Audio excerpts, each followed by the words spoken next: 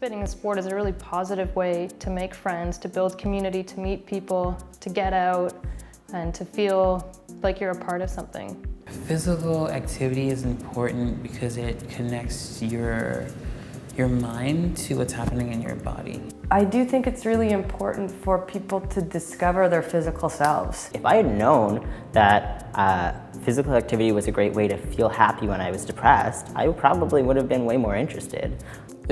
It really, at least for me, has been like a good outlet in expressing a lot of kind of like my frustrations and emotions in a more healthy way. It's good to keep young people on track, it's good for your health, and it teaches you a lot of life lessons. Dedication, hard work, compromise, community. I think people are afraid of the trans community because they don't know any trans people, or they don't think they know any trans people, and they have a fear of what trans looks like. Many people don't even have definitions. They don't even know what's trans, what's transsexual, what's transgender, what's a drag queen.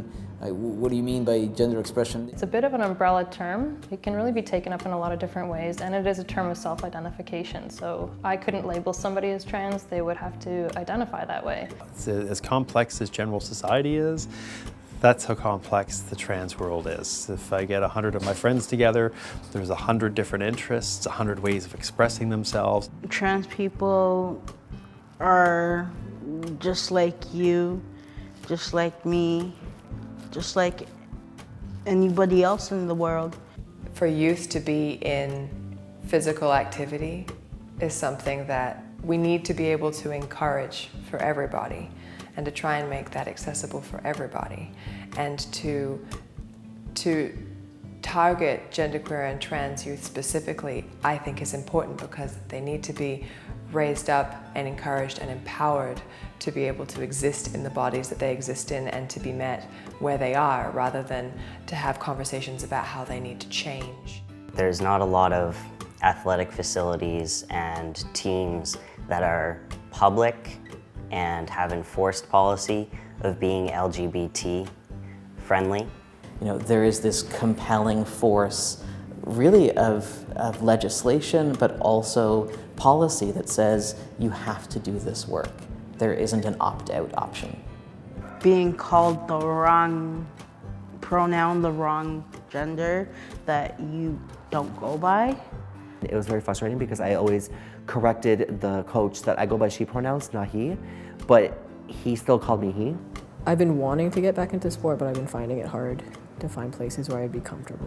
A lot of folks, from experience that I dealt with, once they started transitioning, they quit gym because change rooms are not accessible to them. I was afraid, I was literally afraid of being caught and then being embarrassed and dragged out. These were all kinds of things that I was afraid of happening. I can't go to the gym because I can't use one of the change rooms. I can't use the gym at school that I pay for in my tuition fees because I don't feel comfortable in the change rooms. Well, for me, a lot of the discomfort was being the only openly queer and trans person there. If I were to go to a gym, it'd be horrible because I would have to be girly in order to be accepted and not be considered a dangerous person. Transgender people need to have change room access, that transgender students have a right to access the change room that's appropriate for the gender they are presenting as. It's more of having the accessibility to be able to dress the way we want to in an environment that we're comfortable and able to express ourselves. I put up posters of, that said boxing for women, and I put them up on telephone poles, and within about 2 months 40 women showed up. Thus started the Toronto News Girls Boxing Club. When I first started the club, it was for women only, and then many years ago all of a sudden a bunch of my members started transitioning, and it just kept happening more and more. And I was trying to figure out how can I make sure that they can still participate in boxing. So then we added 2 co-ed time slots. And then I had a few members who didn't identify as male or female. I always thought you're either male or female or trans male or trans female. but I quickly learned that there are many genders, and which was an amazing lesson. And I was trying to figure out how to accommodate everybody. Our trans policy has really cleared up a lot of things around here. First of all, anytime we have new members, I give them an intro so that I explain what a class looks like, what to expect, and I explain to them right off the bat that, and we do a lot of outreach to the transgendered community, so we have a very mixed population around here. And sometimes you can tell the expression on their face that they don't know quite what to do with that, because maybe it's just been introduced, the idea has been introduced to them for the first time. Once we put our trans policy into place, we wanted to make sure that we had a couple of change room options. So we built a second change room that could be, during the week it's kind of like, usually the fellas change in room in there and the gals change in there. And we also have a washroom that can be used as a private change room. We only have the one washroom, and it is through the gals' room. So during co-ed or trans classes, I'll put up a barrier so that everybody has free access to the bathroom. And that's pretty much it. It was easy.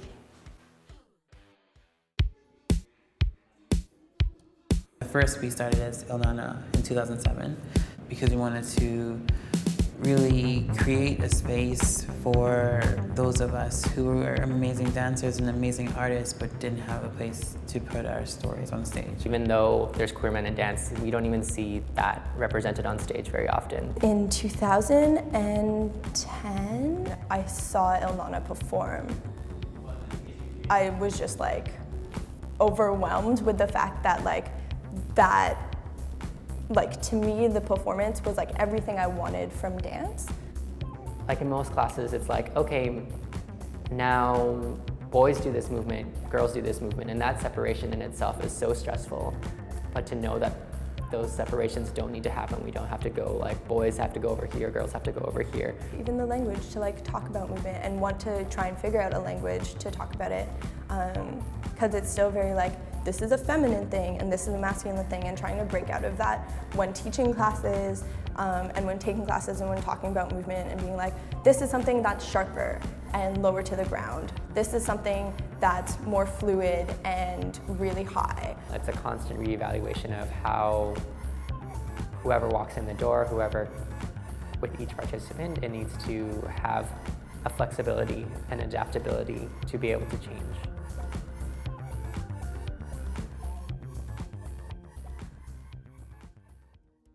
Kula Yoga opened in Toronto 4.5 years ago. We were inspired to create a more inclusive and a safer space for more people after listening to a lot of people's experiences of the space.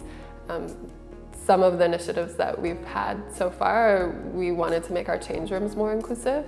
So knowing that a lot of people weren't coming to the space because of the change rooms, or were afraid to be in the change rooms because of what other people in the change rooms might think or say. So we changed the signs to the change rooms to make them more inclusive. We have segregated gender change rooms that say cis, trans, gender queer, and that the change room is inclusive to all of those people.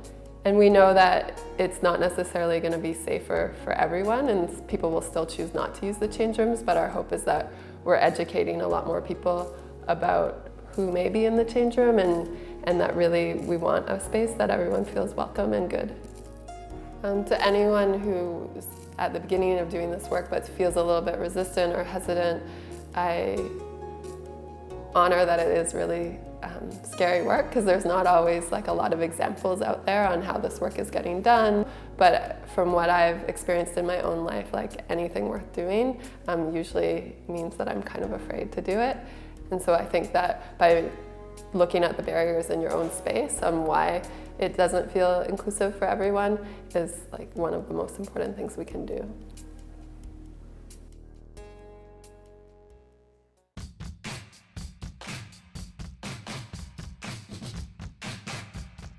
Black Pirates was started by a group of anarchists that just wanted a space to work on their bikes and not have to pay for it.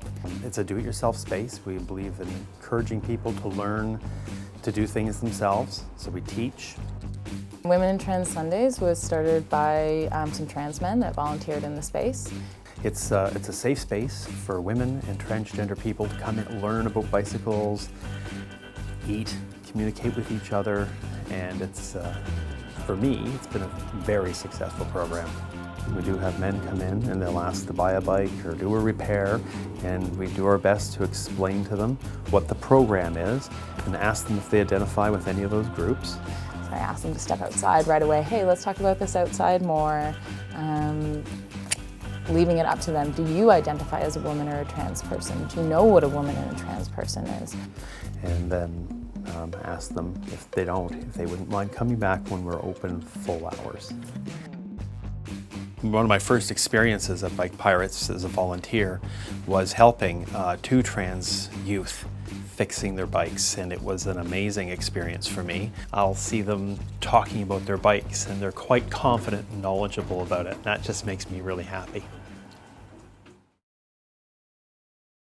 I like having policy as a starting place because it always gives you a grounding for then program and communications and how you evaluate. My concern always with policy is that often we stop there, and then I think it actually further disengages or puts up barriers for the community if that's where it stops, because it feels like you've checked a box and then you're not doing the next step. So I would challenge them to sort of say, this is your mandate, this is what you're putting out there. You need to deliver and live by your mandate. There's no point in saying that this is what you're going to serve. These are people you're going to serve if you're not serving them. It's to me, it's beyond putting the posters up there saying, oh, I support trans people or I support gay people, and putting all kinds of rainbows. And it looks beautiful and it's great. And I think it's a great idea to have because it invites people to come to your place because people are going to feel safe and saying, okay, this is a safe space. But it's beyond the rainbows and beyond the posters. What happens if other people complain? And one of the places we get pushback from schools is schools will say, well, what if other people's parents complain? And there's this great fear of other people's parents. And to say, we accommodate the student with the complaint.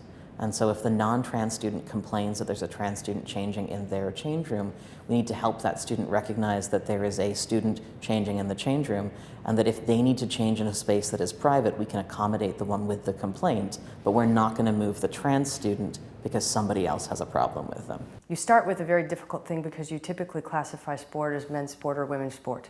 And so right away by that classification, you create an interesting challenge. So it can start by just questioning and thinking about how their classes and teaching and studio space is gendered in different ways, and what space is given to particular genders and which genders are affirmed in that space and which aren't. So I do really feel that it's kind of on the personnel to try and just informally try and create a positive environment. People have ideas in their heads about what trans people are and what genderqueer people are and what intersex people are, but they generally have never had real experience on what that looks like and what that is realized into. So when you talk about barriers to accessing support and physical activity, money and education come up a lot. And one of the ways that we can address those barriers, money, it seems simple, but it's not always.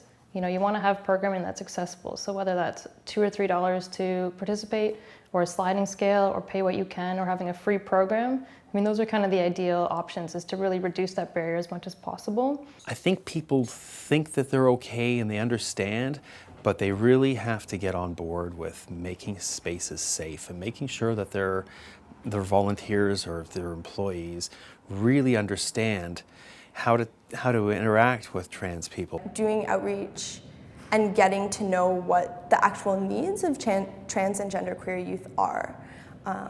Because if you're not connected to communities or personally self-identify as genderqueer or trans, then you're not necessarily going to have access to that information. And that's okay that you don't have access to that information, but you need to know that you don't have access to it and that there's going to be work involved in gaining that knowledge.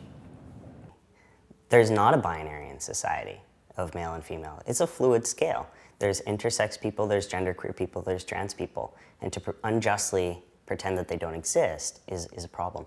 It's important to be inclusive of all communities, you know, because it's about time that we look at gender in this society in a different way.